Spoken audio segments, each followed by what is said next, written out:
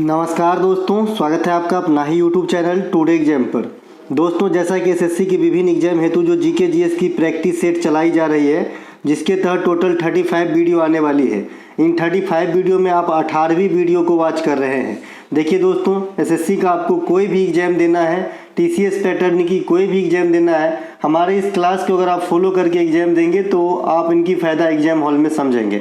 चलिए शुरू करते हैं आज का ये वीडियो पहले प्रश्नों के साथ। एक प्रश्न के कई सारे एक्स्ट्रा फैक्ट होते हैं, तो फैक्ट को ज़रूर कवर करें। साथ ही साथ मैं किसी भी नाम से जो कंटेंट इस चैनल पे आपको अपलोड करके दूं, तो कंटेंट ज़रूर वॉच किया कीजिए, क्योंकि आपके हित के लिए ही है। चलिए, पहला जो प्रश्न है, रविंद्रनाथ टैगोर साहित्यिक अवार्ड 2023 से किसे सम्मानित किया गया है। देखिए, रविंद्रनाथ टैगोर साहित्यिक अवार्ड है, इसकी शुरुआत हुआ था 2018 ईस्वी में। तो 2018 से 2023 में ये 6वीं अवार्ड है, छठी अवार्ड है। तो छठी अवार्ड जो 2023 के लिए प्रदान किया गया, ये सुकीर्त पॉल को और अभिजीत बैनर्जी को दिया गया। ये वही अभिजीत बैनर्जी है जिन्होंने भारत के लिए 2019 में, है ना, इकोनॉमिक्स के अंदर नोबेल पुरस्कार प्राप्त करके सेकेंड इकोनॉमिस्ट बने, कि जिन्होंने नोबेल पुरस्कार प्राप्त किया और भारतीय भी हो। इससे पहले अमर्त्य सेन पहले अर्थशास्त्री हैं जिन्होंने भारत के लिए नोबेल अवार्ड जीता इकोनॉमिक्स के अंदर। ठीक है, तो सुकीर्त पाल और अभिजीत बैनर्जी को रविंद्रनाथ टैगोर साहित्यिक अवार्ड 2023 से सम्मानित किया गया। अब आते हैं, कुछ और जानते हैं इस अवार्ड के बारे में। सुकीर्त पाल और उनके जो पुस्तक है सुकीर्त पाल के, इस पुस्तक का नाम है ना, salt and paper selected poems. इस प्रकार से जो है इस पुस्तक का नाम है। 2023 का रविंद्रनाथ टैगोर साहित्यिक अवार्ड दिया गया। साथ ही 2019 के नोबेल पुरस्कार इकोनॉमिक्स में विजेता अभिजीत बैनर्जी को साहित्यिक पुरस्कार दिया गया 2023 में, उनके सामाजिक कल्याण योगदान हेतु। ठीक है, इनके अलावा वर्ष 2022 के लिए यह पुरस्कार रविंद्रनाथ टैगोर का जो 5वां एडिशन था पुरस्कार का, वो सुदीप सेन, संजय राय और शोभना कुमार को दिया गया था। ठीक है, इस पुरस्कार की शुरुआत 2018 में हुआ था। इस पुरस्कार के तहत 5000 अमेरिकी डॉलर प्रदान करी जाती है, और साथ में रविंद्रनाथ टैगोर साहब की एक प्रतिमा तथा जो है अवार्ड की प्रमाण पत्र दिया जाता है। ये जो है आपको जरूर ध्यान रखना है। रविंद्रनाथ टैगोर का शांति निकेतन यूनेस्को में चला गया है, तो उनसे संबंधित एक एक जानकारी प्रोवाइड कराने की इस वीडियो में स्पेशल कोशिश किया हूँ, है ना। रविंद्रनाथ टैगोर से मिलता जुलता 2 क्वेश्चन होंगे आपके इस वीडियो के दौरान। रविंद्रनाथ टैगोर का जन्म 1861 कोलकाता में हुआ था। 1861 से और आपको कुछ याद आना चाहिए, है ना, कि महादेव गोविंद रानाडे जो आत्माराम पांडुरंग और महादेव गोविंद रानाडे, ये दोनों मिलके आपका जो है प्रार्थना समाज की स्थापना किए थे 1867 ईस्वी के दौरान। ठीक है, तो 1861 ईस्वी में महादेव गोविंद रानाडे ने विधवा पुनर्विवाह संघ का स्थापना किए थे ना, विधवा पुनर्विवाह संघ, और एगो विधवा पुनर्विवाह अधिनियम है। तो अधिनियम आपका 1856 में आया था, और विधवा पुनर्विवाह संघ का जो है ये आपका स्थापना किए थे 1861 में। देखिए, मैं ये बताते आया हूँ, और कल या परसों कोई चीज़ का क्वेश्चन देख रहा था, इसमें ये क्वेश्चन जो है पूछा गया था, भाई संघ की स्थापना कब हुई थी। ठीक है, तो इनके अलावा जालियांवाला बाग हत्याकांड के कारण, जब जालियांवाला बाग हत्याकांड होती है आपका 1919 में 13 अप्रैल को जनरल डायर आरोपी के कारण, तो नाइटहुड की उपाधि जो है अंग्रेजों को वापस कर दिए थे। गुरुदेव की उपाधि जो है रविंद्रनाथ टैगोर महात्मा गांधी जी से प्राप्त किए थे। शांति निकेतन के ये वास्तविक फाउंडर माना जाता है। वैसे शांति निकेतन इनके पिताजी देवेंद्रनाथ टैगोर के जमाने से ही चलता आ रहा है। बाद में ये विश्व भारती विद्यालय भी बना, लेकिन जो शांति निकेतन के मेन फाउंडर है आधुनिक स्वरूप में, रविंद्रनाथ टैगोर को जाता है श्रेय। इसके अलावा 2023 में इनके शांति निकेतन जो है ये भारत के तरफ से 41वें साइट के रूप में ये आपका यूनेस्को में चिन्हित हो गया। ये ध्यान रखेंगे। इनके अलावा 1913 में भारत के लिए प्रथम बार नोबेल पुरस्कार प्राप्त किए कौन? रविंद्रनाथ टैगोर साहब। किस सेक्टर में? साहित्य के सेक्टर में। कौन सी किताब लिखे थे? गीतांजलि के लिए इन्हें नोबेल पुरस्कार मिला। वैसे लेखन का काम तो बहुत किए हैं ये, जैसे काबुलीवाला, साधना, गार्डनर, गोरा, ये सभी जो कृति है ये रविंद्रनाथ टैगोर साहब की हैं। अगला प्रश्न है हमारा, पुरुषों के 120 मीटर बाधा दौड़ में 2 हर्डल के बीच की दूरी कितनी होती है? ये हर्डल, ये वाला हर्डल है ना, ना, HURDLE वाला। हर्डल मीन्स बाधा होता है, रुकावट होता है, ऑब्स्ट्रक्शन होता है, ऑब्स्टकल होता है। तो ये जो दो बाधा के बीच की जो दूरी है ये 9.14 मीटर होती है। देखिए आप कहेंगे कि 100 मीटर की एक होती है हमारी पैमाना दौड़ की, एक 400 मीटर की होती है, एक 200 मीटर की होती है। फिर बड़े लेवल पे जाएंगे तो हर्डल छोड़ के वैसा बिना हर्डल वाला 1000 मीटर की होती है, 5000 मीटर की होती है। तो ये बिना बाधा वाला, इसमें कोई हर्डल नहीं होती है, सिर्फ दौड़ना होता है। और ये हर्डल है कि बीच में रुकावट होता है। आपने एक टेम्पल रन करके गेम आता था पहले, मैंने भी इसे खेला है अपने पढ़ाई के समय, टेम्पल रन। उसको जो दौड़ता रहता है एक इंसान, उसके रास्ते में बहुत सारे हर्डल आता है, उनसे बचना होता है। वैसे ही हर्डल दौड़ होता है। तो जो 110 मीटर वाली होता है ना, ये सिर्फ मेल के लिए है, फीमेल के लिए 110 कैडर नहीं होता, 100 मीटर वाला होता है। अगर आपको 100 मीटर वाला भी कहे और मेल के लिए हर्डल दौड़ है तो समझ जाइएगा उसकी टोटल लंबाई 110 मीटर होने वाली है, ठीक है। तो उनमें जो दो हर्डल के बीच की दूरी होती है मेल वाले में 110 वाले कैटेगरी में तो 9.14 मीटर होता है। पुरुषों के 110 मीटर बाधा दौड़ में कुल हर्डल की संख्या कितनी होती है तो 10 हर्डल होते हैं, है ना। और जो हर्डल की ऊंचाई होती है, मान लीजिए ये कोई हर्डल है ना, तो इसकी जो हाइट बनाई रखी है हर्डल की तो ये है 1.067 मीटर, ठीक है, 1.067 मीटर, ठीक है भैया। इसके अलावा 110 मीटर बाधा दौड़ में शुरुआती लाइन से पहले बाधा की दौड़ के, मान लीजिए ये आपका जो है हर्डल दौड़ का जो है मतलब ये आपका पिच है, ठीक है। तो यहाँ से अगर स्टार्ट करना है, बंदूक की गोली जैसे ही छोड़ा जाएगा दौड़ेगा आदमी, तो ये जो पहला बाधा की दूरी है ना, ये वाली बात बोल रहा है कि कितनी दूरी पे होगा। फिर ऐसे बाधा 10 गो है तो ऐसे रहता है ना। तो ये पहला यानी शुरुआती बिंदु से पहले बाधा के बीच की दूरी 13.72 मीटर रहता है। और अंतिम हर्डल से फिनिशिंग लाइन, अभी जैसे मैंने बताया, तो कोई ना कोई अंतिम हर्डल होगा जो 10वां होगा और यहाँ पे एगो फिनिशिंग लाइन होगा, टच, जहाँ से जीत जाएगा आदमी, या फिर पहुंचने के बाद गेम टाइम देखा जाएगा कितने समय में पहुंचा।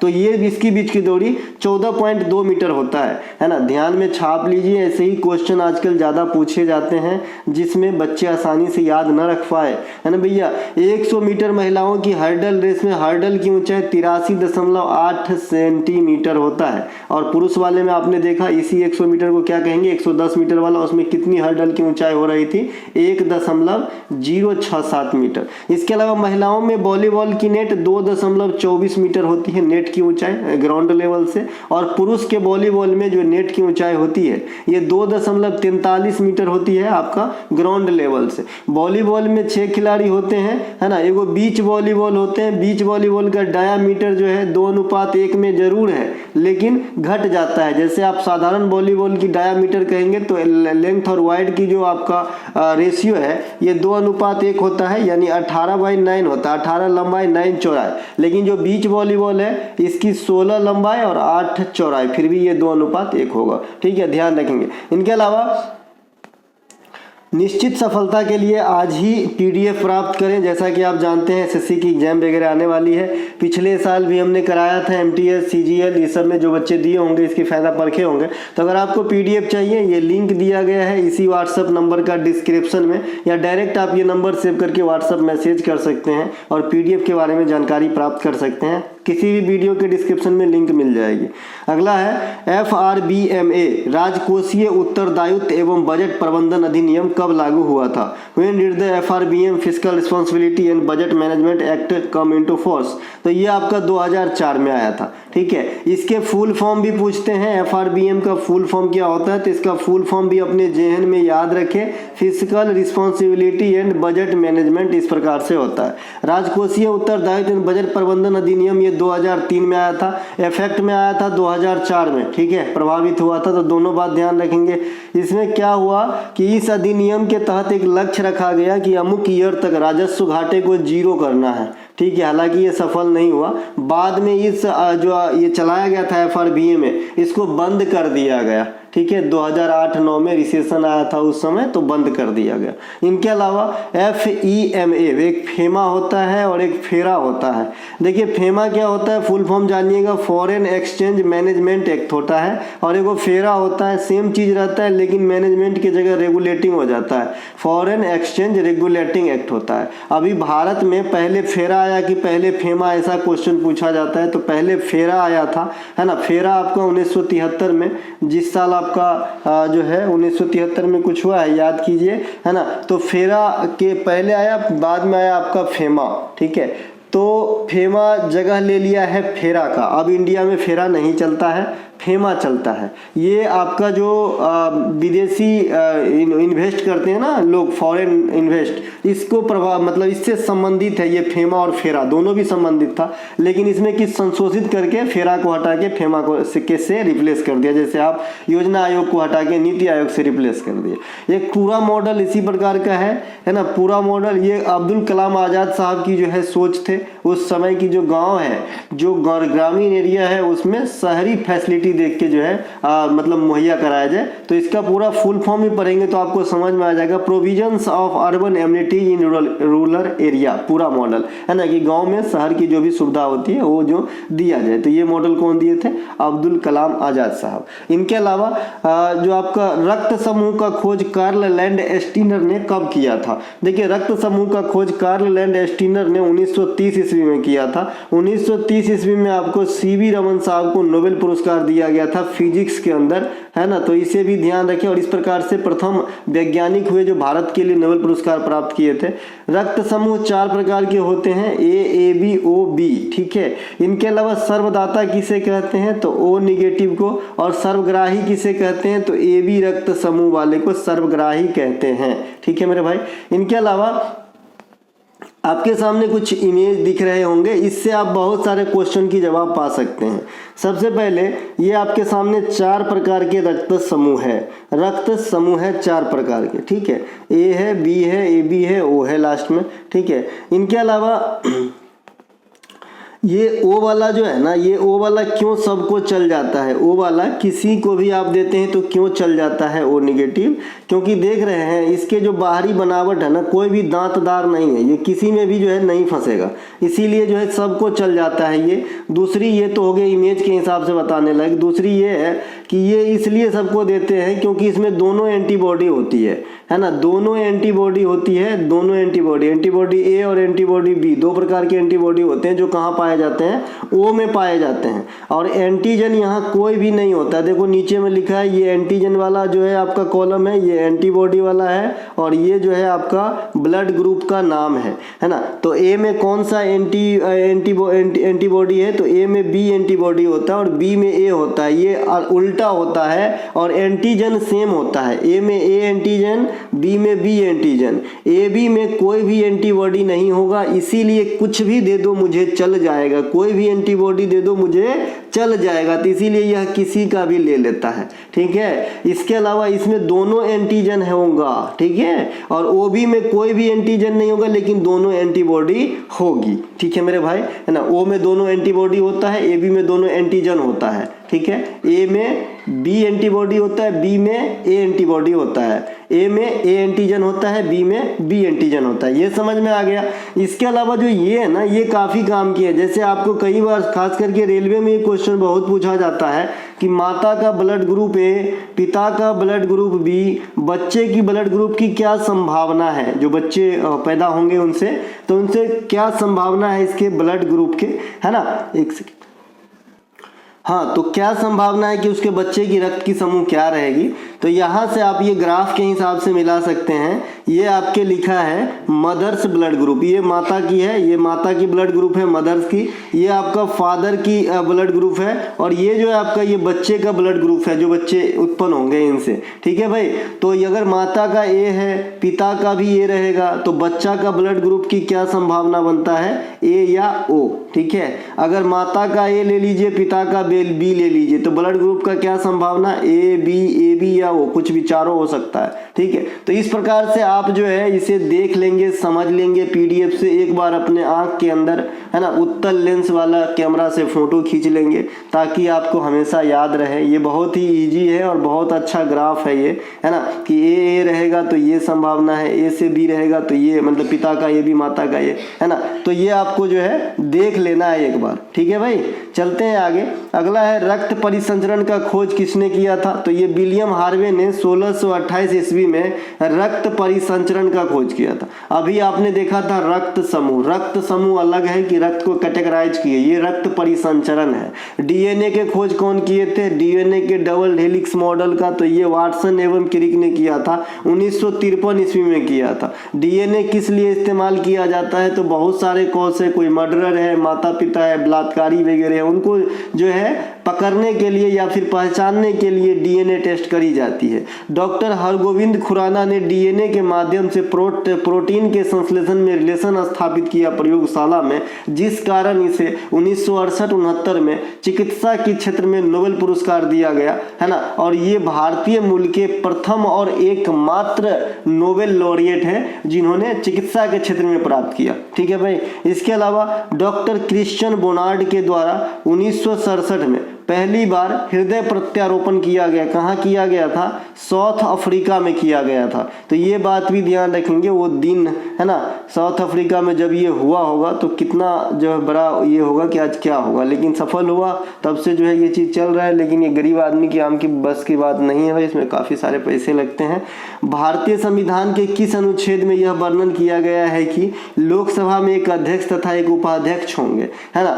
बात तो ये है कि उस आर्टिकल में ये भी समझाया गया है कि जो अध्यक्ष और उपाध्यक्ष होंगे ये अपने में से ही चुने जाएंगे जो लोकसभा के सदस्य होते हैं, ठीक है। तो ये आपके आर्टिकल 93 में इस प्रकार की बात करी गई है कि लोकसभा है ना के पास एक अध्यक्ष और एक उपाध्यक्ष एकदम मस्ट होना चाहिए, ये आर्टिकल 93 में है, ठीक है। 93 में यह कहा गया है कि सदन एक जो सदन है, लोकसभा सदन मतलब यहाँ पे लोकसभा से है, क्या अध्यक्ष होगा तथा वो उपाध्यक्ष होंगे, और इसका जो चुनाव है वो लोकसभा के सदस्य अपने बीच से ही वो सिलेक्ट कर लेंगे दोनों पद के लिए। इनके अलावा अनुच्छेद 94 में कहा गया है कि जब ये त्याग पत्र देंगे तो एक दूसरे से इंटरचेंज करेंगे, अध्यक्ष अपना उपाध्यक्ष को सौंपेंगे और उपाध्यक्ष जो है लोकसभा के अध्यक्ष को अपना त्याग पत्र सौंपते हैं, मतलब एक दूसरे को सौंपते हैं। इनके अलावा हमारे संविधान के 79 आर्टिकल जो है ये संसद से संबंधित है, 80 राज्यसभा से और 81 लोकसभा से संबंधित है। इसे हम सरल पढ़ते हैं, सरल, लड़की का नाम रख देंगे तो सरला भी रख सकते हैं इसका नाम, ठीक है। इसके अलावा संसद, राज्यसभा, लोकसभा, इस प्रकार से, है ना। अनुच्छेद 110 ये धन विधेयक से संबंधित है। धन विधेयक लोकसभा में पेश करे जाते हैं। कोई भी विधेयक धन विधेयक है नहीं, इस बात की पुष्टि कौन करेंगे भैया, तो ये स्पीकर करेंगे। स्पीकर भी काफ़ी सम्मानीय पोस्ट है, बहुत सारे इनको दे के रखे हैं अपने जो है मतलब क्या जिम्मेवारी। जैसे अगर आप ज्वाइंट सीटिंग बुला तो लेते हैं हमारा कौन, राष्ट्रपति साहब, लेकिन ज्वाइंट सीटिंग की जो चेयरपर्सन होते हैं वो कौन होते हैं, तो स्पीकर ही होते हैं। इनके अलावा अनुच्छेद 12 क्या होती है, वार्षिक वित्तीय विवरण, बजट, मतलब बजट। अभी बजट पे मैं एक दिन देखता हूँ, टाइम बचता है तो। इनके अलावा मंत्रिपरिषद लोकसभा के प्रति जिम्मेवार होते हैं। लोकसभा का प्रथम चुनाव 1951-52 में, इस प्रकार लोकसभा जो अस्तित्व में आया, ये चुनाव इलेक्ट होकर 1952 में जो है अपना कार्यकाल स्टार्ट करा था, लोकसभा अस्तित्व में आया। लोकसभा में सदस्यों हेतु न्यूनतम उम्र सीमा आपकी कितनी होनी चाहिए, 25 वर्ष होना चाहिए। पीएम लोकसभा से ही बनते हैं। पीएम क्या होते हैं, तो लोकसभा में बहुमत प्राप्त दल के नेता होते हैं, ठीक है। इनके अलावा लोकसभा में अधिकतम कितने 550 सीट हो सकते हैं, 550, जहां 530 कहां से आते हैं, तो ये आपके राज्यों से सिलेक्ट होके आते हैं, और 20 कहां से, केंद्र शासित प्रदेश से सिलेक्ट होके आते हैं। वर्तमान में आपका लोकसभा कितने पे चल रहा है, 543 पे चल रहा है। ऐसा क्यों भाई, क्योंकि 545 पे चल रहा था, लेकिन जो एंग्लो इंडियन वाली फैसिलिटी है इसे समाप्त कर दिया गया। चूंकि आप जानते हैं कि 2 एंग्लो इंडियन लोकसभा में नियुक्त होते थे प्रेसिडेंट के द्वारा आर्टिकल 331 का प्रयोग करके, ठीक है, तो ये फैसिलिटी समाप्त हो गया। सेम उसी प्रकार से अभी आप किसी भी राज्य में, अगर आपसे आज से 10 साल पहले अगर आपने याद किया है कि किसी राज्य के विधानसभा में अमुक सीट है, तो उससे एक सीट आप आजकल कम देखते होंगे। ये भी प्रभाव है 104वां संविधान संशोधन का, जिसमें एंग्लो इंडियन वाली फैसिलिटी को समाप्त किया गया। नहीं तो उत्तर प्रदेश में पहले 404 सीट हुआ करता था विधानसभा में, अब 403 है। राजस्थान में पहले 200 सीट हुआ करता था, आजकल 199 है, ठीक है भाई, एक घटा है। इसके अलावा जो आगामी लोकसभा तथा लोकसभा में जो मतलब नेतागण होते हैं यानी सांसद होते हैं, जो सदस्य होते हैं, उनके कार्यकाल 5 वर्षों का होता है। लेकिन विभिन्न परिस्थिति में मैंने आपको बताया है कि लोकसभा को समय से पहले जो है भंग किया जा सकता है, और ये कौन करते हैं? राष्ट्रपति महोदय करते हैं, ठीक है। लोकसभा को जनता का सदन कहा जाता है या फिर निम्न स्तरीय या फिर निम्न सदन कहा जाता है, लेकिन कार्यकारी दृष्टिकोण से देखें तो राज्यसभा से ज्यादा पावर रखता है, ठीक है। इनके अलावा लोकसभा में, भारत के लोकसभा में सबसे अधिक सीट जो है ये उत्तर प्रदेश की है 80, और राज्यसभा में भी सबसे अधिक सीट उत्तर प्रदेश का है 31, है ना। इनके अलावा राज्यसभा में अधिकतम 250 सदस्य हो सकते हैं, जिसमें 230 जो है ये चुनाव के माध्यम से तथा 12 जो है राष्ट्रपति के द्वारा मनोनीत किए जाते हैं। और ये फैसिलिटी आयरलैंड के संविधान से लिया गया है कि 12 को जो सदस्य है राज्यसभा में ये मनोनीत किए जाएंगे राष्ट्रपति के द्वारा, और 230 जो चुना जाता है ये फैसिलिटी साउथ अफ्रीका से लिया गया है। तो राज्यसभा में सदस्यों के भरने में 2 देशों की पद्धति काम करती है। इसके अलावा नारायण ईपी, जिन्हें 2024 में पद्म श्री से सम्मानित किया गया, यह किस नृत्य से संबंधित है? अभी 2024 में इन्हें पद्म अवार्ड दिया गया है, इनका नाम है नारायण ईपी। तो भैया ये है थय्यम, थय्यम से संबंधित है ना, थय्यम से संबंधित है। थय्यम कहाँ का नृत्य रहेगा? तो ये आपका केरला का रहेगा। केरला में और आएंगे तो क्या क्या मिलेगा? ओणम त्योहार काफी पॉपुलर है केरला में, 10 दिनों तक चलती है। मकर संक्रांति के समय केरल के अंदर मकर बिलक्कू त्योहार होता है। नववर्ष, मलयाली नववर्ष को हम विशु कहते हैं। त्रिशूर पूरम की त्योहार केरल में होती है। कथकली शास्त्रीय नृत्य और मोहिनीअट्टम शास्त्रीय नृत्य, ये भी केरल के ही दोनों शास्त्रीय नृत्य है, जिसमें मोहिनीअट्टम फीमेल प्रधान शास्त्रीय नृत्य है, इसमें सिर्फ फीमेल ही भाग लेती है। इसके अलावा जो आपको मैंने कहा था कि अट्टाकुल पोंगल, अटक्कलू पोंगल, इस प्रकार से नाम है, अटक्कलू पोंगल, तो ये कहाँ पे होता है अटक्कलू पोंगल? तो ये होता है जी केरल के अंदर। केरल के अंदर भगवती मंदिर है अटक्कलू भगवती मंदिर, वहीं पे महिलाओं के द्वारा अटक्कलू पोंगल जो है परफॉर्म किए जाते हैं। वैसे पोंगल मेन रूप से कहाँ का है जो 4 दिनों तक होता है, तो ये तमिलनाडु में होता है। मुट्टू पोंगल, भोगी पोंगल, कन्नुम पोंगल, इस प्रकार से। इसके अलावा वर्ष 2024 के लिए कितने पद्म अवार्ड आए? 132, 5, 17 और 110, है ना। 17, 5, 22 और 110 कितने हो गए? 132। इसके अलावा 5 पद्म विभूषण जो है उनको जरूर याद रखें। याद हो गया होगा अब तक, मैं चौथा बार रिपीट कर रहा हूँ इस चीज को, पद्म विभूषण वाले लाइन को।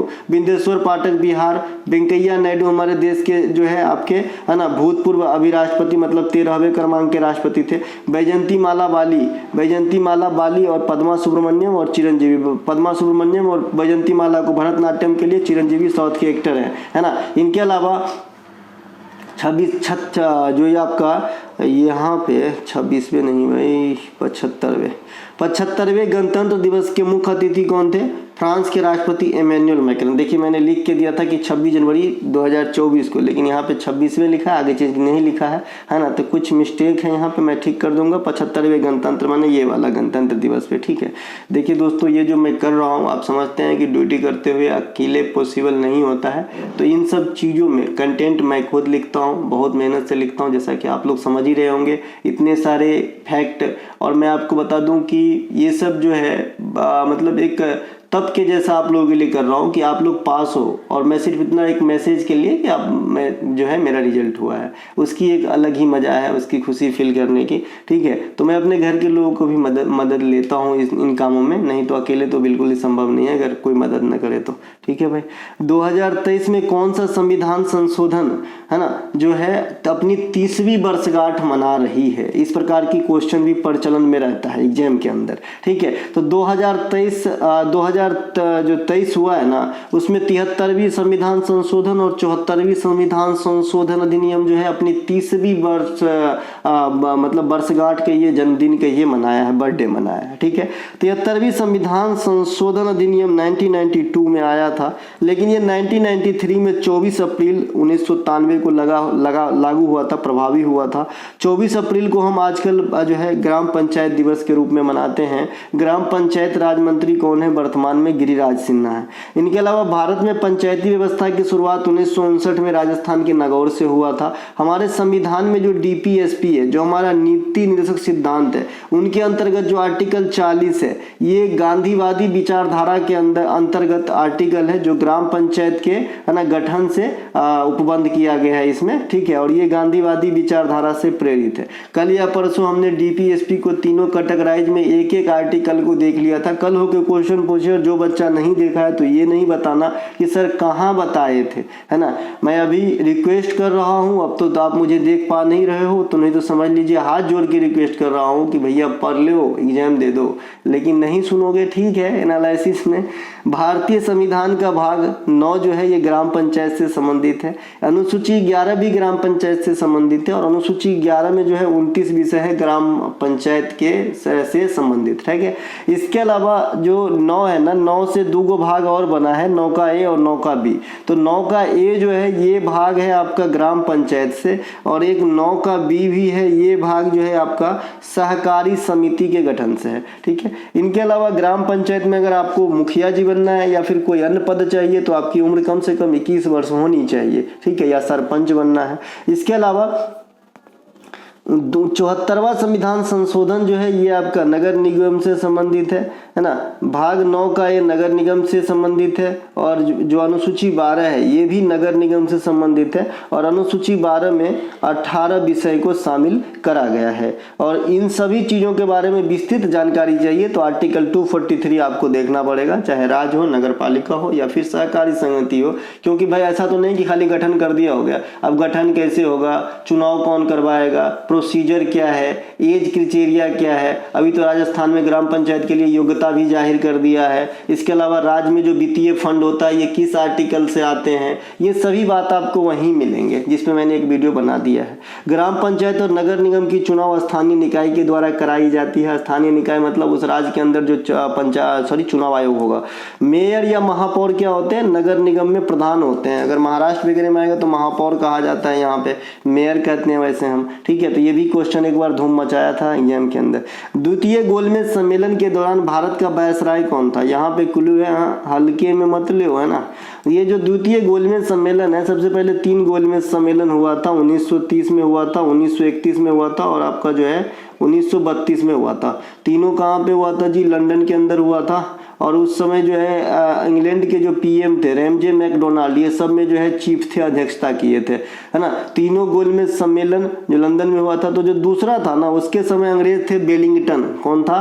वेलिंगटन था, लॉर्ड वेलिंगटन। ठीक है भाई। और जो पहला हुआ ना उस समय इरविन था। ठीक है, इरविन। ठीक है भैया। इसके अलावा प्रथम गोलमेज सम्मेलन 1930 में लॉर्ड इरविन की था, है ना। इसके अलावा लॉर्ड इरविन के समय ही शारदा एक्ट पारित हुआ। ये किससे संबंधित रहेगा? बाल विवाह से संबंधित रहेगा। 29 में आया था शारदा एक्ट, और 30 में पारित हुआ था, जो बाल विवाह से संबंधित है। इसी के काल में 1927 में शारदा एक्ट किसके नाम पे है? हरविलास शारदा के नाम पे। साइमन कमीशन की नियुक्ति हुई थी। साइमन कमीशन की नियुक्ति 1927 में, लेकिन साइमन कमीशन आया था इंडिया 1928 में। तो ये जो है अलग अलग चीज जरूर याद रखेंगे। इसे गोरों का कमीशन कहा गया था, व्हाइट मैन कमीशन। इसी साइमन कमीशन के विरोध करते हुए लाला लाजपत राय लाठी चार्ज का शिकार होकर अंततः उनकी मृत्यु हो गई, है ना। इसके अलावा इरविन के काल में ही कांग्रेस में प्रसिद्ध लाहौर अधिवेशन 1929 जवाहरलाल नेहरू की अध्यक्षता में संपन्न हुई थी, जिसमें हम लोगों ने पूर्ण स्वराज की मांग की थी। एगो स्वराज शब्द का प्रयोग होता है जो कोलकाता अधिवेशन 1906 में दादा भाई नौरोजी की अध्यक्षता में इंट्रोड्यूस करवाया गया था। ठीक है। इसके अलावा 26 जनवरी 1930 को हमने पहली बार स्वतंत्रता दिवस मनाया था। यही लाहौर अधिवेशन का समझ लीजिए डेडलाइन था। स्वीकृत करने का, ठीक है भाई। और ये 26 जनवरी 1950 को जब हम संविधान लागू किए तो इन्हीं चीज़ों को एक बार फिर से हमने ताज़ा करने की कोशिश करा, नहीं तो 26 नवंबर 1949 को ही हमने संविधान बना के रेडी कर लिया था, ठीक है भाई। ये भी क्वेश्चन पूछा जाता है। पहली बार हो गया इसी के काल में 8 अप्रैल 1929 को भगत सिंह जो है असेंबली में बम फेंके थे। अब किसी के काल में, तो इरविन के काल की बात हो रही है ना। इनके अलावा जतीन दास जो भूख हड़ताल के बाद अपने प्राण को त्याग दिए थे, कैदियों की अच्छी हालत नहीं थी इसके लिए, तो ये भी इन्हीं के काल में 1929 में होते हैं। सविनय अवज्ञा आंदोलन जो अपना पूरे देश के स्तर पे सभी जानते हैं, इनको इसे दांडी मार्च भी कहते हैं, 1930 में गांधी जी के द्वारा, तो ये भी इन्हीं के काल में हुआ। और गांधी इरविन समझौता नाम से ही स्पष्ट है कि इन्हीं के काल में हुआ होगा, ठीक है। तो ये सब इरविन के काल में था। इतिहास में 3 गोलमेज सम्मेलन आपके सामने मैंने बता दिया, 30, 31, 32। तीनों गोलमेज सम्मेलन में प्राइम मिनिस्टर इंग्लैंड वाला वही अध्यक्षता किए थे, उनका नाम था रैमजे मैकडोनाल्ड। और तीनों गोलमेज सम्मेलन में भारत की तरफ से भाग लिए थे, ये कौन है भैया, भीमराव अंबेडकर। और गांधी जी जो है ये द्वितीय गोलमेज सम्मेलन में भाग लिए थे, ये बात भी आपको ध्यान रखना है। इनके अलावा बता दिए भारत में दूसरे सबसे अधिक पाए जाने वाली मिट्टी का प्रकार कौन सी है, कान खोल के सुनिएगा, क्योंकि पास्ट के क्लास में इस क्वेश्चन को ऑप्शन के आधार पे यानी किताब में जैसा क्वेश्चन छपा होता है उस हिसाब से भी बताया गया है। आज यहाँ पे थोड़ा सा क्लियर करना चाहूंगा, नहीं तो गलती करके आओगे एग्जाम के अंदर, है ना। तो यहाँ पे थोड़ा सा अच्छे से सुनिए। भारत में दूसरे सबसे अधिक पाए जाने वाली मिट्टी, तो सबसे पहला जो है ये है हमारा जी जलोढ़ मिट्टी। जलोढ़ मिट्टी की प्रायोरिटी 1 नंबर पे है, 2 नंबर पे है रेड सॉइल, 3 नंबर पे आपका ब्लैक सॉइल आएगा, ठीक है। 3 नंबर पे ब्लैक सॉइल आएगा, 4 नंबर पे आप लेटेराइट सोइल को रखोगे, ठीक है। तो ये है फर्स्ट प्रायोरिटी जो ऑथेंटिक है। बाद बाकी इस ब्लू लाइन को थोड़ा पढ़ेंगे। इस प्रश्न को पहले ऑप्शन के हिसाब से पढ़ाया गया। ऑप्शन में काली मिट्टी रहेगा, लेटेराइट मिट्टी, पर्वतीय मिट्टी और जलोढ़ मिट्टी।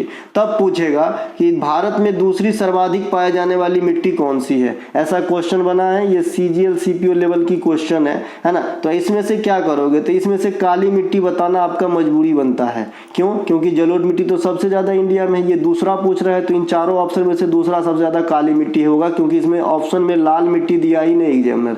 लेकिन अगर आप ऑथेंटिक हिसाब से अपने उपलब्धता के आधार पे सोचोगे तो दूसरा स्थान लाल मिट्टी का होता है। आई होप आपको क्लियर हुआ है कि जब जैसा पूछेगा वैसा आंसर देना है, ठीक है। तो सबसे ज्यादा कौन सा है, जलोढ़ है, फिर कौन सा है, रेड है, फिर कौन सा है, ब्लैक है, फिर कौन सा है, लेटेराइट है, ठीक है। तो ये चारों याद रखिए, जलोढ़, रेड, ब्लैक, लेटेराइट, जलोढ़, रेड, ब्लैक, लेटेराइट, ठीक है भाई।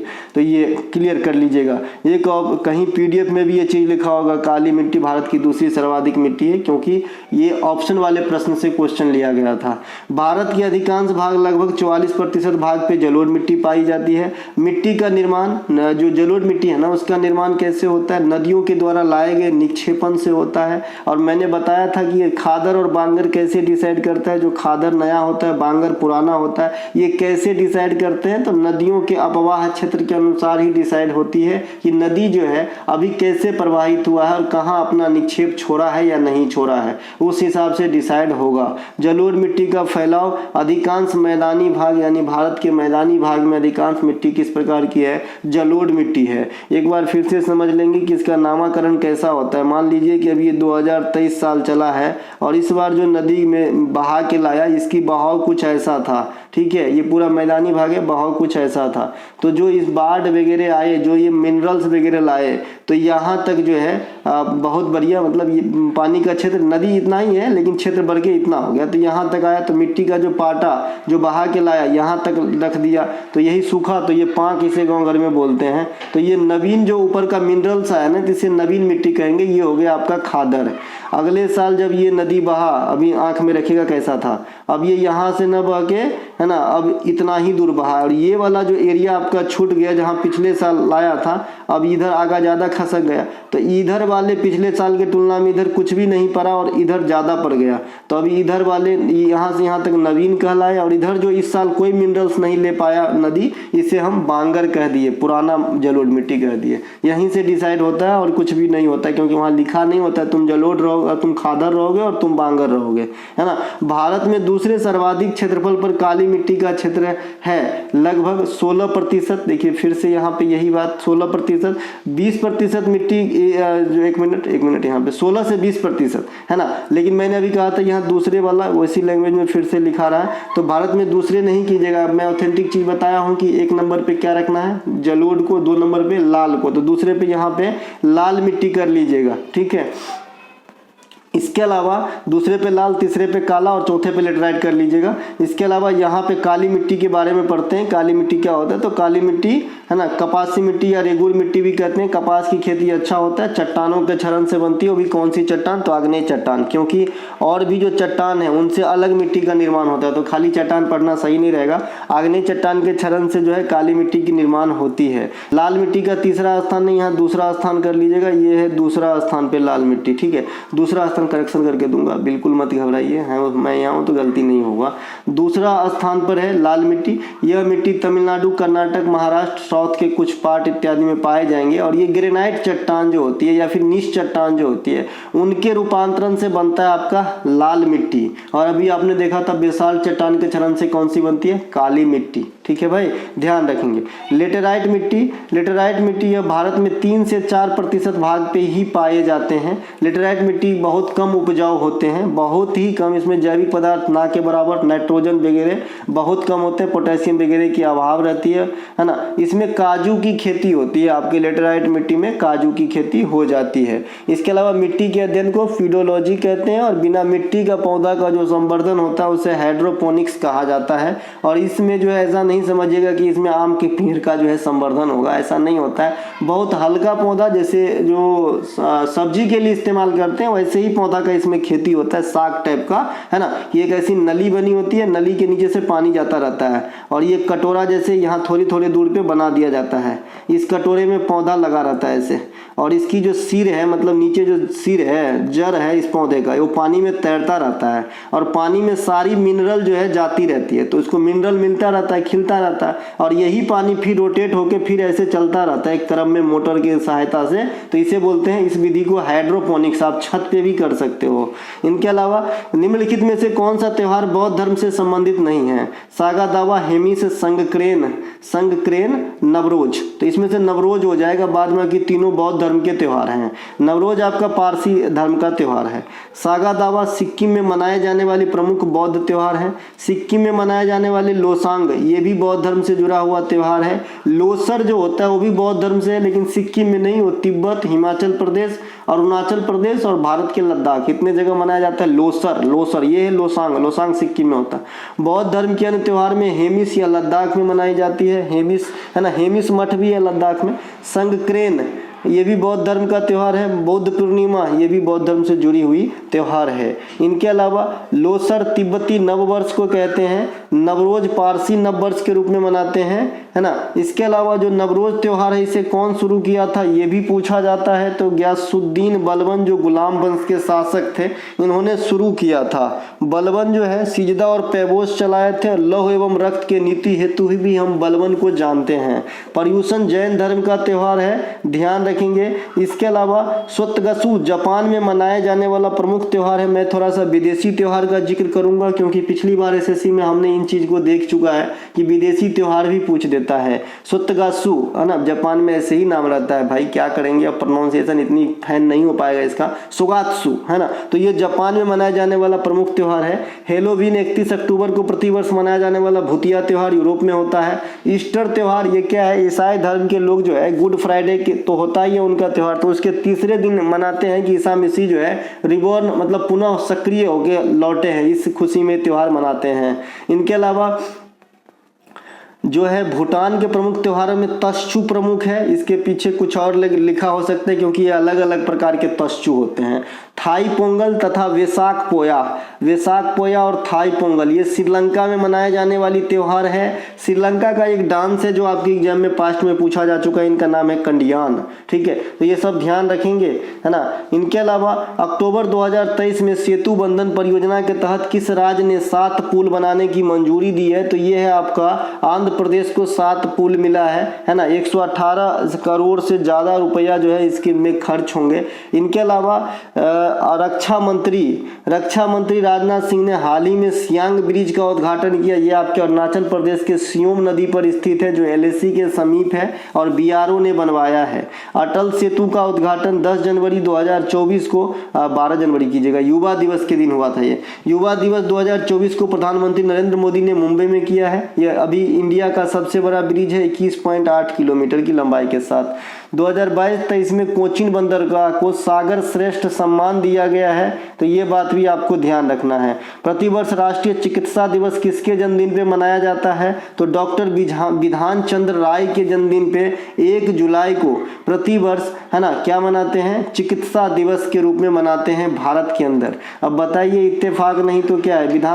जो विधान चंद्र राय है इनका जन्म भी 1 ही जुलाई को हुआ था और मृत्यु भी 1 ही जुलाई को हुआ था। ये इत्तेफाक है भाई, है ना। 1991 से हम इनके जन्मदिन पे नेशनल डॉक्टर डे सेलिब्रेट करते हैं। डॉक्टर विधान चंद्र राय पश्चिम बंगाल में नेता यानी मुख्यमंत्री के पद पे भी रह चुके हैं। राष्ट्रीय युवा दिवस विवेकानंद साहब के जन्मदिन पे 12 जनवरी को मना लेते हैं। राष्ट्रीय खेल दिवस 29 अगस्त मेजर ध्यानचंद के जन्मदिन पे मनाते हैं। राष्ट्रीय सांख्यिकी दिवस 29 जून PC महालनोबिस जिनके मॉडल पे सेकेंड पंचवर्षीय योजना आधारित था उनके जन्मदिन पे मना लेते हैं। राष्ट्रीय एकता दिवस 31 अक्टूबर सरदार वल्लभ भाई पटेल हमारे देश के प्रथम उप प्रधानमंत्री या गृह मंत्री या लौह पुरुष या भारत का बिस्मार्क सरदार वल्लभ भाई पटेल के जन्मदिन पे एकता दिवस मना लेते हैं।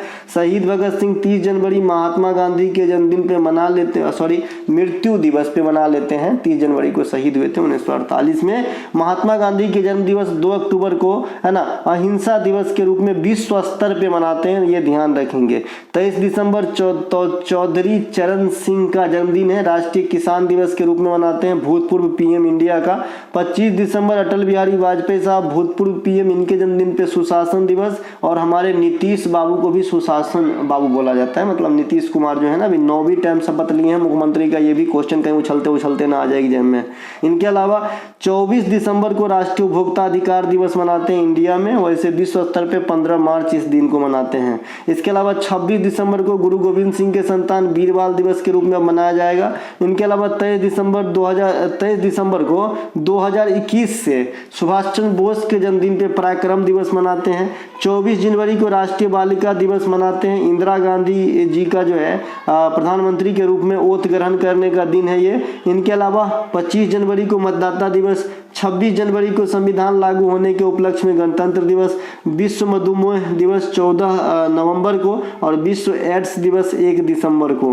ये कुछ है। 4 फरवरी को विश्व कैंसर दिवस, ये भी जागरूकता फैलाने के लिए एग्जामिनर पूछता रहता है। इनके अलावा निम्नलिखित में से किस मशहूर भरतनाट्यम और कुचिपुड़ी के नृत्यांगना रविंद्रनाथ टैगोर द्वारा स्थापित शांति निकेतन में शिक्षा प्राप्त की थी? आज मैंने बहुत सोच के इस क्वेश्चन को डिजाइन किया है ना, आने वाले समय में, क्योंकि मैंने बहुत देखा है इस प्रकार का कि कौन जो है अमुक विद्यालय से PhD किया नृत्य में। जब ऐसा पूछ सकता है तो ये क्यों नहीं पूछेगा? ठीक है, तो जो रविंद्रनाथ टैगोर से जो शांति निकेतन है उनमें जो पढ़े हैं और आपका नृत्यांगना भी रहे हैं, साथ ही साथ भरतनाट्यम और कथकली के नृत्यांगना रहे हैं।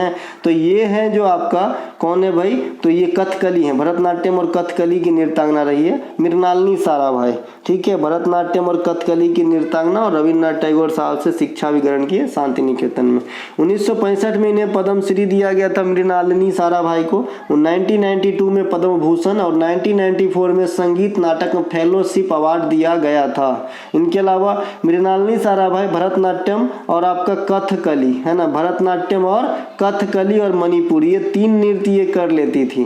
भरतनाट्यम, कथकली और आपका एक मणिपुरी भी कर लेती थी। तो ये 3 नृत्य है, बेसिकली इसे हम 2 नृत्य के लिए जानते हैं, लेकिन कुछ मात्रा में मणिपुरी भी सीखी थी, अमूबी सिंह से सीखी थी। किनसे सीखी थी? अमूबी सिंह। अमूबी सिंह मणिपुरी के से जुड़े हुए कैरेक्टर हैं, इनसे शिक्षा ग्रहण किए थे। ठीक है। भरतनाट्यम का शिक्षा मीनाक्षी सुंदरम पिल्लई भी आपके एग्जाम में पूछा गया है, किससे संबंधित है? तो ये गुरु रह चुके हैं मृणालिनी साराभाई का। इनके अलावा मृणालिनी साराभाई अपने कला को बढ़ाने हेतु अमेरिका भी गए। इनके अलावा भरतनाट्यम के अलावा कथकली मणिपुरी भी जानते। देखिए यहाँ पे सही लिख दिया मैंने। इनके अलावा मृणालिनी साराभाई दर्पण एकेडमी ऑफ आर्ट के फाउंडर भी है। ये जो अभी तक 3 वर्ड जो गलत है मैं आपको सही करके दूंगा। मृणालिनी साराभाई की बड़ी बहन लक्ष्मी सहगल, ये आप जानते हैं कि सुभाष चंद्र बोस साहब का जो आईएनए है ना, वो उनमें जो है झांसी की रानी रेजिमेंट में कमांडर इन चीफ रही है, यानी ये देश सेवा में लगी रही। इनके अलावा जो मृणालिनी साराभाई है, इनके पति डॉक्टर विक्रम साराभाई वैज्ञानिक हैं, आप सभी जानते थे, वैज्ञानिक थे। मल्लिका साराभाई जो विक्रम साराभाई की पुत्री है, या फिर मृणालिनी साराभाई की पुत्री मल्लिका साराभाई, तो इनका भी फील्ड है डांस ही। इन्होंने भरतनाट्यम के साथ साथ कुचिपुड़ी की ट्रेनिंग ली है और एक अलग पहचान बनाई है। इनके अलावा यामिनी कृष्णमूर्ति मैडम, ये भरतनाट्यम के अलावा कुचिपुड़ी भी कर लेती है। हेमा मालिनी मैडम, ये भरतनाट्यम और मोहिनी अट्टम कर लेती है। सोनल मानसिंह मैडम भरतनाट्यम और ओडिसी कर लेती है। इंद्रानी रहमान मैडम भरतनाट्यम, कुचिपुड़ी, कथकली और ओडिसी, ये चारों कर लेती है। तो ध्यान रखें, है ना, यहाँ से भी काफी क्वेश्चन आपके एग्जाम में बनते हैं नृत्य वगैरह से। 6 अक्टूबर 2023 को प्रधानमंत्री नरेंद्र मोदी ने देश के पहले हाईटेक स्पोर्ट्स ट्रेनिंग सेंटर का उद्घाटन कहाँ किया? तो जो हाईपोर्ट स्पोर्ट्स ट्रेनिंग सेंटर का उद्घाटन हुआ है, ये मध्य प्रदेश के अंदर हुआ है। और इस क्वेश्चन को VVI करके रख लेंगे। अगर मेरा काला जवान है तो पहला या सेकंड शिफ्ट में ये क्वेश्चन छपेगी आपके एग्जाम के अंदर। 100% लिख लो और ये वीडियो को सेव करके रखो, है ना, नहीं आए तो बताना। इनके अलावा भाई आज मतलब सेकंड शिफ्ट में कहा था, ऐसे नहीं कि सेकंड में आ जाएगा, लेकिन ये क्वेश्चन आएगा, इसी लॉट में आएगा, पहले लॉट में ही आएगा ये क्वेश्चन, है ना। इनके अलावा उत्तर प्रदेश का पहला खेल यूनिवर्सिटी मेरठ में बनाया गया था। इनके अलावा नरेंद्र मोदी हाल में ही अयोध्या के रामलला मंदिर का उद्घाटन किया, तो ये तो आप सभी जानते हैं। और यहाँ से ये क्वेश्चन ये वाला लाइन में बिल्कुल नहीं आएगा। इनके अलावा प्रधानमंत्री नरेंद्र मोदी हाल में ही भारतीय ऊर्जा सप्ताह का उद्घाटन गोवा में किया है, नहीं आएगा। मतलब इतने ज़्यादा पॉपुलर हो गए कि ये क्वेश्चन एग्जाम में क्यों ही पूछेगा। इनके अलावा प्रधानमंत्री नरेंद्र मोदी ने गुजरात के गांधीनगर में सेमिकॉन इंडिया का जो है आधारशिला या फिर उद्घाटन जो भी कहिए, ये भी ध्यान रखेंगे। इसके अलावा एक क्वेश्चन है कि भारत में दूसरी सबसे बड़ी नदी बेसिन किस नदी का है?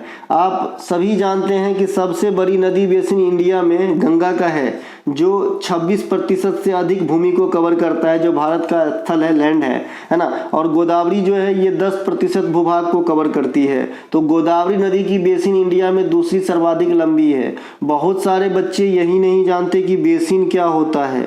ठीक है, उनको क्या लगता है कि कोई सा नदी जिस जिस राज्य से होकर गुजरता है उसे ही बेसिन कहते हैं, है ना। आप काफ़ी हद तक ठीक हो, लेकिन 100% नहीं, 70% ही ठीक हो, है ना। बेसिन का मतलब क्या होता है कि इस नदी का जल स्रोत जहाँ जहाँ तक से आ रही है और इस नदी में मिल रही है, वो सब इनके बेसिन कहलाएंगे। ठीक है भाई, है ना। तो आज ये बात को थोड़ा ध्यान में रखिए कि बेसिन सिर्फ जिस राज्य से गुजरती है वही नहीं होता। गोदावरी नदी का बेसिन कुल भूभाग 10% भाग, तभी तो आप सोचिए 10% भाग बहुत ना होता है जी इंडिया लेवल पे। अगर वो गोदावरी नदी 10% खा जाएगा तो ऐसे 10 नदी रहेगा तो पूरा इंडिया को छेक लेगा, तो हम रहेंगे कहाँ? ठीक है, तो इसीलिए सिर्फ गुजरता है वहीं से वही बेसिन नहीं होता है। कहाँ कहाँ से जल राशि इसमें भर जा रही है वो भी बेसिन होता है। ठीक है भाई। गोदावरी पेनिनसुलर या प्रायद्वीपीय भारत की सबसे लंबी नदी है। इसकी उद्गम महाराष्ट्र के नासिक के पास से होती है, बंगाल की खाड़ी में गिरती है। गोदावरी नदी को दक्षिणी गंगा कहा जाता है, और दक्षिण की गंगा कहेगा तब कावेरी। गोदावरी नदी की बेसिन महाराष्ट्र, तेलंगाना, आंध्र प्रदेश, छत्तीसगढ़। अब बताइए कि गोदावरी नदी जाके आंध्र प्रदेश के पास जो है बंगाल की खाड़ी में गिरेगा, तो छत्तीसगढ़ आपको आश्चर्य नहीं लग रहा है? तो ये बेसिन का कमाल है, क्योंकि वहां से जो है जल राशि इसमें आती है। उड़ीसा, मध्य प्रदेश इत्यादि राज्यों में फैला हुआ है। आई होप आप समझे। इसके अलावा भारत में गंगा नदी का बेसिन सबसे जो है तो ये 25 से 26% भूभाग पे फैली हुई है। ये बात तो समझ ही गए बेसिन क्या होता है, तो आप समझ गए, तब आश्चर्य नहीं लगेगा कि गंगा नदी का बेसिन जो है है उत्तर प्रदेश, मध्य प्रदेश, राजस्थान। आप कहोगे राजस्थान तो जाता ही नहीं गंगा नदी, तो कैसे? तो भाई जल राशि यहाँ से आती है। पश्चिम बंगाल, उत्तराखंड, झारखंड, हरियाणा, छत्तीसगढ़, हिमाचल प्रदेश इत्यादि क्षेत्र में फैला हुआ। ये बेसिन की बात हो रही है। गुजरने की बात करेंगे तो उत्तराखंड, उत्तर प्रदेश, बिहार, झारखंड, पश्चिम बंगाल, बांग्लादेश, ऐसा है। इसके अलावा गंगा नदी का फॉर्मेशन अलकनंदा और भागीरथी के मिलने से देवप्रयाग में होती है। ये रहा जी आपके गंगा नदी का जो है स्पष्ट आपका पूरा यहाँ से लेकर बंगाल की खाड़ी में जाने तक। गंगोत्री ग्लेशियर, संतोपत ग्लेशियर, यहाँ से दो धारा आई, भागीरथी और अलकनंदा, ये मिल गया देवप्रयाग में, यहाँ से हो गई गंगा। अब गंगा उत्तराखंड से उत्तर प्रदेश पहुँचा, उत्तर प्रदेश से बिहार पहुँचा, बिहार से पश्चिम बंगाल पहुँचा, चला गया कहाँ पे? बांग्लादेश में। अब मैंने एक चीज़ और बता रखा है कि गंगा जब भी गंगा फॉर्मेशन होती है तो सबसे पहला जो सहायक नदी मिलती है ये देवप्रयाग के पास थोड़ा ही आगे निकलता है, तो आपको यहाँ पे रामगंगा नदी मिल जाती है, जो इस मैप में नहीं दिया गया है। रामगंगा नदी गंगा की फर्स्ट सहायक नदी होती है गंगा फॉर्मेट होने के बाद। इसके अलावा यह नॉर्थ साइड से आके मिलती है, ये भी ध्यान रखना है। अरे रामगंगा वही नदी है जहाँ पे नामगंगा नेशनल पार्क भी है, उन्हीं के बीचों बीच है, जिसे हम पहले जिम कॉर्बेट नेशनल पार्क, और ये इंडिया का फर्स्ट नेशनल पार्क भी था, जिसे पहले हेली नेशनल पार्क भी कहा गया या फिर जिम कॉर्बेट नेशनल पार्क भी कहा जाता था। ठीक है, तो ये पहला सहायक नदी है गंगा का। बाद में इंडिया में अंतिम सहायक नदी मेघना है। ये मेघना कहाँ पे जाके मिलती है? पश्चिम बंगाल में जाके गंगा से मिलती है, और पश्चिम बंगाल में गंगा की दो धारा हो जाती है। आप यहाँ पे देख पा रहे हैं कि एक धारा जो ये फुटा ये हुगली है, और ये जो धारा है ये पद्मा, ये बांग्लादेश में जाने के बाद पद्मा हो जाता है, ये पद्मा बनेगा। इसके अलावा ये जो दामोदर नदी है ये आपके हुगली में जाके मिल रही है, ऐसा दिखाया गया है। थोड़ा सा ये मैप में गलती किया है लास्ट में, है ना, लेकिन मैं आपको बताया जैसे ही आपको याद रखना है कि दो धारा, एक पश्चिम बंगाल में और एक आपका चला जाता है बांग्लादेश में। बांग्लादेश में पद्मा, और उधर से एक ब्रह्मपुत्र भी आ रहा होता है। वो बांग्लादेश में पहले स्वतंत्र थोड़ा देर टहलता है, तो जब तक स्वतंत्र टहल रहा है तब तक इसका नाम बांग्लादेश के अंदर यमुना कहते हैं, गंगा अपना ब्रह्मपुत्रा को। ठीक है, और जैसे ही ये ब्रह्मपुत्र की धारा फिर से गंगा में मिलती है, उसके बाद बंगाल की खाड़ी मान लीजिए ये है तो तब समाएगी, तो ये जो मिक्स वाला धारा है ब्रह्मपुत्र का और आपका यहाँ का गंगा का, तो इसे कहते हैं मेघना बांग्लादेश के अंदर। और गंगा को जब तक स्वतंत्र फ्लो होता है बांग्लादेश में तो उस पार्ट को पद्मा कहते हैं बांग्लादेश में। ठीक है, इसके अलावा प्रमुख फसली त्योहार लू नगाई नी किस राज्य में मनाया जाता है ना? फसली त्योहार है लू नगाई नी, तो ये किस राज्य में मनाएंगे आप? तो ये मनाएंगे दादा मणिपुर के अंदर। ये बीज बोने वाली त्योहार है, बीज बोने वाली उत्सव है। मणिपुर के अंदर त्योहारों में आएंगे लाई हरोबा, संगई महोत्सव, याओसांग, मणिपुर की होली, चेरोबा नववर्ष, गंग नगई, चुम्फा महोत्सव, कूट महोत्सव, कांग महोत्सव, Thangta martial art, Thabal Chongba dance, ये सभी के सभी कहाँ पे होते हैं? मणिपुर के अंदर होते हैं। झारखंड में भी एक बीज बोने वाला त्योहार है, इसका नाम है जी रोहिणी, है ना। एक बीजा पुंडम नामक त्योहार ये छत्तीसगढ़ में मनाया जाता है। मुड़िया समुदाय के लोग भाग लेते हैं, ये भी फसली त्योहार है, बीज बोने के समय है। छत्तीसगढ़ में आप पोला महोत्सव भी मनाते हैं। छत्तीसगढ़ में त्योहार हरेली महोत्सव मनाते हैं, हरेला उत्तराखंड में। ठीक है, ये हरेली होता है यहाँ पे छत्तीसगढ़, राइट, हरेली है ना। हरेला आपका उत्तराखंड, सही है।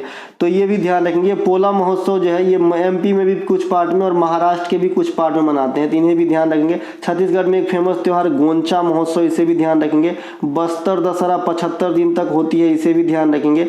सैला कर्मा सुआ, है ना, राउत नाचा, है ना, घोड़े राउत नाचा, है ना, सैला कर्मा सुआ राउत नाचा, ये सभी के सभी छत्तीसगढ़ में होती है। ठीक है, इसके अलावा छत्तीसगढ़ में और आएंगे तो आपका पंडवानी, ये काफ़ी फेमस है छत्तीसगढ़ के अंदर, इन्हें भी ध्यान रखेंगे। इसके अलावा पंथी भी देखिएगा, पंथी भी छत्तीसगढ़ का है। मैं कुछ और भूल रहा हूँ जो मैं बताना चाहता हूँ छत्तीसगढ़ में, वो कंफ्यूजिंग पेयर का है ना। देखिए घोड़े मोरनी जो है ये आपका आरजे का है, राजस्थान का है। घोड़े मोरनी है ना। कच्ची गोरी, माफ कीजिएगा, कच्ची गोरी राजस्थान का। देखिए कंफ्यूज मैं भी हो जाता हूँ, ये जो है आपका कंफ्यूजिंग पेयर है। कच्ची गोरी जो है ये राजस्थान का है। घोड़े मोरनी ये आपका कहाँ का है? गोवा का है। इसी प्रकार से एक और है जो मुझे अभी याद नहीं आ रहा है, मैं भी इंसान हूँ, है ना, तो कभी कभी मैं भी जो कंफ्यूजिंग पेयर है उसमें कंफ्यूज हो सकता हूँ, है ना। जो रॉबर्ट होगा वो नहीं होगा, मैं तो एक इंसान हूँ भाई, तो जरूर होऊंगा। इसके अलावा अगला है ये जो आपका खेलो इंडिया यूथ गेम है, इसके बारे में मैं सिर्फ इतना बताना चाह रहा हूँ कि महाराष्ट्र को कितना गोल्ड मिला और कितना पार्टिकुलर पदक और कौन सा रैंक, ये जरूर याद रखें। ये बहुत दिन तक एग्जामिनर आपको घसीटेगा। ठीक है, तो ये वाली डाटा जरूर याद रखें। 158 कैसे हुआ, 57 48 53, 57 48 53, तो ऐसे जरूर एक बार याद रख लें, जैसे भी आपको याद होता है। और महाराष्ट्र को पहला रैंक मिला, तमिलनाडु में हुआ, छठा संस्करण था, तमिलनाडु के 4 शहर में हुए। कौन कौन से शहर थे, त्रिची, कम्बटूर, चेन्नई और मदुरई। ठीक है, कौन सा नया खेल था, स्क्वैश। कौन सा प्रदर्शनी खेल था, सिमलम्ब। पहला स्थान महाराष्ट्र, दूसरा स्थान तमिलनाडु, है ना। कौन इसके बाद बस कुछ बचता ही नहीं और पूछने के लिए, है ना। तो ये ध्यान रखेंगे, बाद बाकी पिछले क्लास में सारा डाटा दे दिया हूँ। कपासी वर्षा स्तरीय मेघ किस प्रकार की मेघ का उदाहरण है। देखिए, मेघ 3 प्रकार के होते हैं और 3 के अंदर भी कई सारे उनके ब्रांचेस होते हैं। तो आपको सिर्फ ये जानना है कि 3 प्रकार हाइट के हिसाब से कैसे डिसाइड करते हैं। तो जो मेघ की ऊंचाई जो है धरातल से 2000 मीटर तक होता है वो निम्न स्तरीय है। 2000 से जो आपका 6000 के बीच के में होता है वो मध्यम स्तरीय, और 6000 से ऊपर की जिसकी हाइट होती है धरातल के रिगार्ड में, तो वो आपका जो है उच्च स्तरीय मेघ होता है। अब आपके एग्जाम में जो मेघ पूछा जाता है कि कौन सा मेघ पूछा जाता है, तो सबसे ज़्यादा आपका जो है पक्षाभ मेघ पूछा जाता है। कई बार आपने अटेंड भी किया होगा। ठीक है, और पक्षाभ मेघ जब भी आप लगा हुआ देखेंगे तो चक्रवात का सूचक होता है। ये देखने में भूसे के ढेर के समान, कोमल रेशेदार भूसे के ढेर के समान दिखता रहता है। इसके अलावा पक्षाभ स्तरीय मेघ भी उच्च स्तरीय मेघ का उदाहरण है।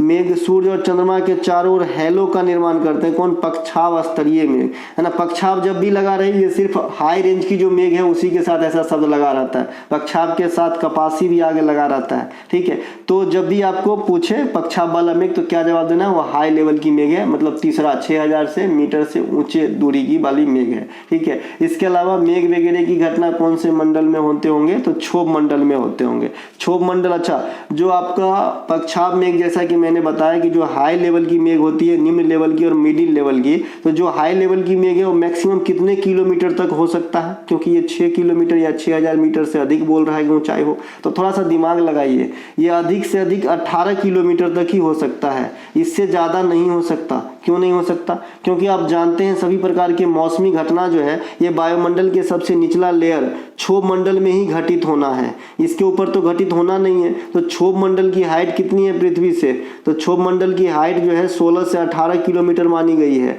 तो इससे ज़्यादा कहाँ से मेघ लगेगा भाई, समझ रहे हैं, समझने की चीज़ है। ठीक है, तो क्षोभ मंडल में सभी मौसमी घटना होगा, उसके ऊपर समताप मंडल में वायुमान वगैरह उड़ेगा, उस समताप मंडल में ही आपका ओजोन की लेयर स्थित होगा।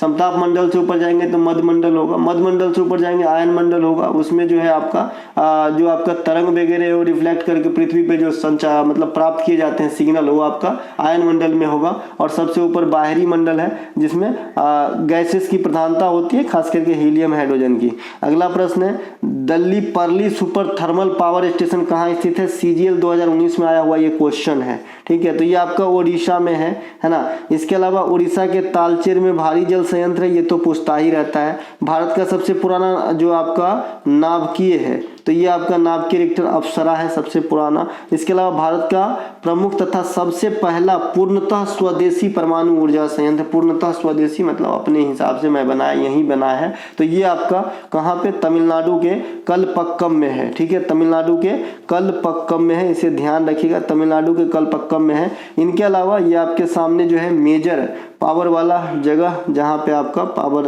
वाला जो परमाणु संयंत्र कार्यरत है, ये उत्तर प्रदेश का एकमात्र बड़ा परमाणु संयंत्र नरौरा, ये राजस्थान में होगा आपका रावत भाटा, ये गुजरात में है आपका काकरापारा ताप्ती नदी पर, महाराष्ट्र में है तारापुर। ये तारापुर पहले लगाया गया था सबसे पहले 1969 में, ये पहला परमाणु जो है आपका पूर्ण देशी निर्मित पहला परमाणु घर है तारापुर, है ना। इनके अलावा कर्नाटक में कैगा है, तमिलनाडु में आपका कुडुनकुलम है, तमिलनाडु में ही आपका कलपक्कम है, स्वदेश निर्मित पहला। तो ये मेजर आपका परमाणु वाला कार्यक्रम है। ठीक है भाई, तो ये थे आज का प्रैक्टिस सेट का वीडियो।